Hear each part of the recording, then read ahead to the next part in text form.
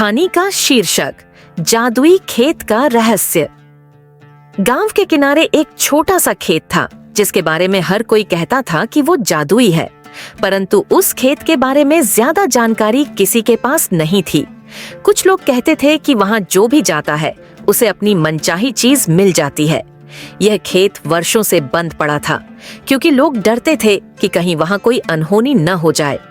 परंतु गांव के एक निडर और जिज्ञासु लड़के शिवम की आंखों में उस खेत का रहस्य जानने की तीव्र इच्छा थी।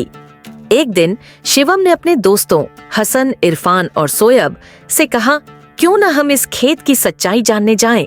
हो सकता है ये सिर्फ अफवाहें हों और अगर नहीं तो हमें कुछ अद्भुत अनुभव होगा। दोस्तों को पहले तो थोड़ा डर लगा, पर शिवम के साहस और उत्साह के आगे उन्होंने भी हामी भर दी। शाम ढलते ही चारों दोस्त खेत की ओर निकल पड़े। वहां पहुंचते ही उन्हें महसूस हुआ कि इस खेत में कुछ खास बात है। हवाओं में एक अजीब सी सर्दी थी और चारों ओर घना सन्नाटा पसरा हुआ था। खेत के बीचों बीच एक पुराना कुआं था जिसकी दीवारें काई से ढकी हुई थीं। इरफान ने थोड़ा घबराते हुए कहा, क्या सच में हमें यहाँ आना चाहिए था? मुझे कुछ ठीक नहीं लग रहा। पर शिवम ने उसे हिम्मत बंधाते हुए कहा, डर मत, हम सच जानने आए हैं और वो सच हमें पता करना ही होगा। वे सभी कुएं के पास पहुंचे और उसकी दीवार पर हाथ फेरने लगे। तभी अचानक कुएं से एक तेज चमक निकली और चारों चौंक कर पीछे हट गए। उस चमक के साथ ही वहां एक बुजुर्ग व्यक्ति प्रकट हुए। उनकी आंखों में गहरी चमक थी और उनकी मुस्कान रहस्यमयी थी। तुम लोग यहाँ क्या करने आए हो? बुजुर्ग ने पूछा। शिवम ने साहस जुटाते हुए कहा, हम जानना चाहते हैं कि ये खेत वाकई जादुई है या नहीं। बुजुर्ग हंसते हुए बोले, ये खेत वाकई जादुई है, लेकिन ये जादू सिर्फ उसे दिखाई देता है जो दिल से सच्चा और इरादे से मजबूत हो। क्या तुम लोग सच में अपनी इच्छा पूरी करना चाहते हो? हसन ने उत्साह से कहा, हाँ, हमें जानना है कि इस खेत में क्या रहस्य है। बुजुर्ग ने कहा, ठीक है, तो तुम सबकी एक एक इच्छा पूरी होगी, पर याद रहे ये इच्छाएं तुम्हारे भीतर की सच्चाई को दर्शाएंगी।